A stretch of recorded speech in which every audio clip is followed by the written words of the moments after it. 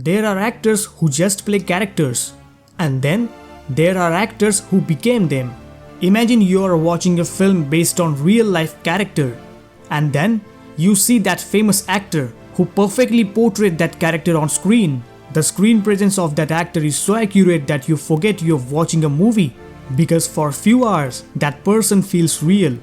Their voice, their walk, the way they look at people. It's like they've brought someone from history back to life. That's the real magic of cinema. It's not just entertainment, it's transformation. Imagine watching Bohemian Rhapsody and feeling like Freddie Mercury himself was on stage again. Or Lincoln, where you don't see Daniel Day-Lewis anymore. You see the real Abraham Lincoln. These are the performances that make you lean closer to the screen, just to make sure it's not footage from the past. Every movement is studied, every detail researched 1,000 times. It's not just acting, it's a complete surrender to someone else's life. So today, we are diving into the world of those rare performances that left audiences speechless, the ones that made history come alive again. These are 10 best actors who didn't just play real-life people, they became them. Now that you're back in India, what are you going to do? I don't know. Mr. Gandhi. I don't know. Mr. Gandhi, one more question. As an Indian woman. We see Robert Downey Jr. as Charlie Chaplin.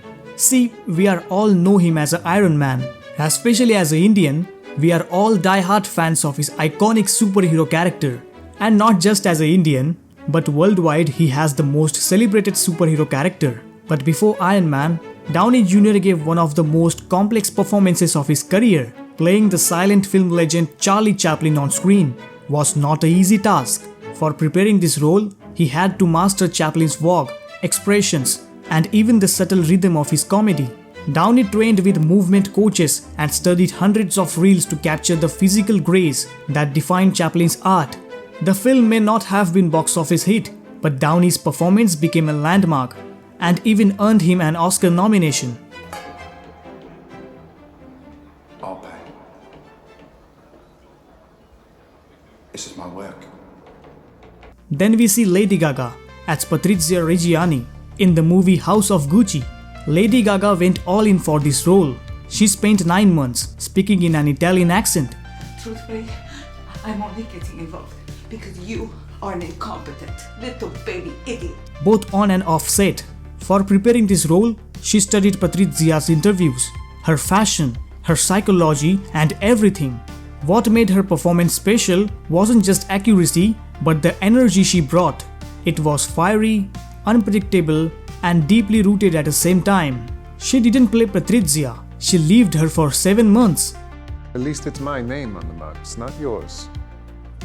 Our name, sweetie, on Jack. You're watching Prime Cinephile, and if you love movies as much as I love, don't forget to subscribe for more deeply enthusiastic videos about cinema. Then we see Bruno Ganz as Adolf Hitler. This is one of the most chilling and accurate portrayals of real-life person ever captured on film. During the pre-production of The Downfall, Bruno Ganz spent months studying footage, learning Hitler's speech rhythms, and even meeting people who had seen him in real life. He didn't try to imitate, he embodied the rage, paranoia, and collapse of a dictator in his final days. That famous bunker scene became legendary, not just for its power, but for how terrifyingly real it felt. Mein Führer, bitte, verlassen Sie uns nicht. Was wollen aus uns werden? Morgen schon werden mich Millionen verfluchen. Aber das Schicksal wollte es nicht anders. Then we see Daniel Day-Lewis as Abraham Lincoln. Well, Daniel Day-Lewis is that kind of actor who isn't just known for his acting, he's known for disappearing into his roles. And his performance as Abraham Lincoln is proof of that. He spent nearly a year speaking in Lincoln's historical accent, reading letters and studying portrayals. Even during breaks on set, he stayed in character. Filmmaker Spielberg said it felt like he was actually directing Abraham Lincoln himself. The calm voice, the posture, the humanity, everything was precisely real. It wasn't just a performance, it was history reborn. I knew the people would tell me. I gave them a year and a half to think about it, and they re-elected me. And come February the 1st, I intend to sign the 13th Amendment. Then we see Ana de Armas as Marilyn Monroe in Blonde. Playing Marilyn Monroe was a near impossible challenge because she wasn't just a person, she was an icon. Ana de Armas studied Monroe's voice patterns for months, practiced her expressions, and wore recreations of her real costumes. Even though film divided critics, but no one denied Ana's incredible transformation. Her voice, vulnerability, and emotional honesty made audiences feel the pain behind Monroe's beauty.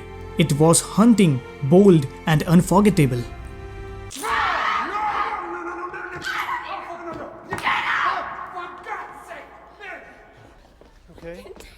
I know, man. Then we see Gary Oldman as Harry S. Truman in Oppenheimer. Well, in the film, Gary Oldman's screen time as a President Truman is short but unforgettable. In just a few minutes, he transformed himself completely, from posture to speech to presence. Oldman is known for disappearing into roles, and here he nailed the clipped accent, the politician's pride, and that chilling calmness. It's a masterclass in subtle transformation.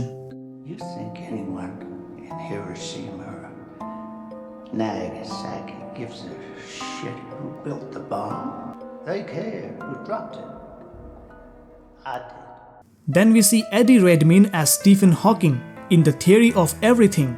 Eddie Redmayne's portrayal of Hawking was pure dedication. He studied the physical progression of LAS for months and worked with doctors to ensure every stage of movement was medically accurate. He captured Hawking's humor, intelligence, and humanity without ever crossing into imitation. Stephen Hawking himself said, "At times, I thought it was me on screen." That says everything. Then we see Rami Malek as Freddie Mercury in Bohemian Rhapsody. We're four misfits who don't belong together, playing to the other misfits.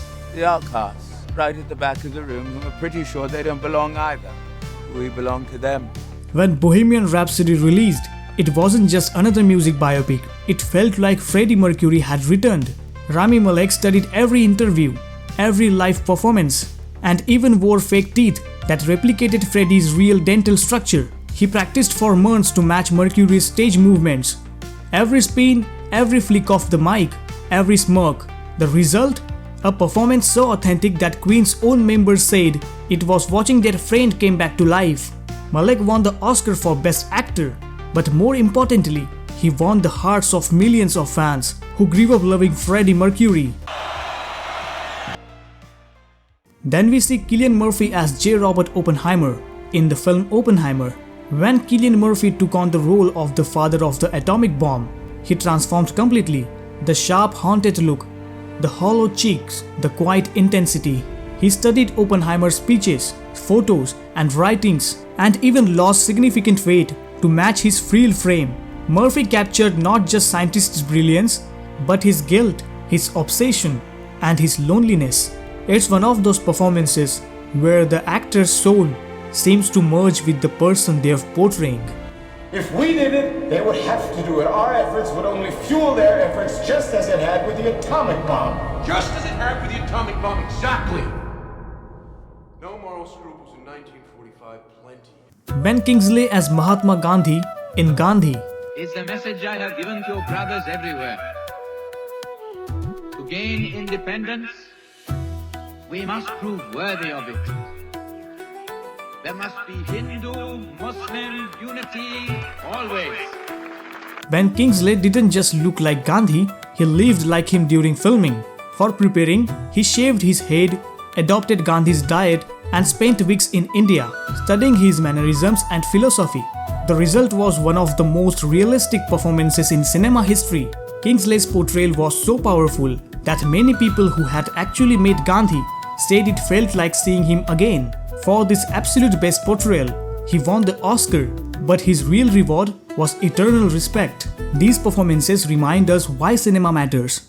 Because when an actor truly connects with the life of another person, it's more than acting, it's time travel, it's history, emotion, and humanity captured forever on screen. So next time you watch a biopic, look closely. You might not just be watching a movie, you might be witnessing someone being reborn. If you enjoy this video, make sure you like and subscribe to the channel. Till then, keep watching films, keep inspiring, keep learning, and enjoy the greatest frames of cinematic beauty.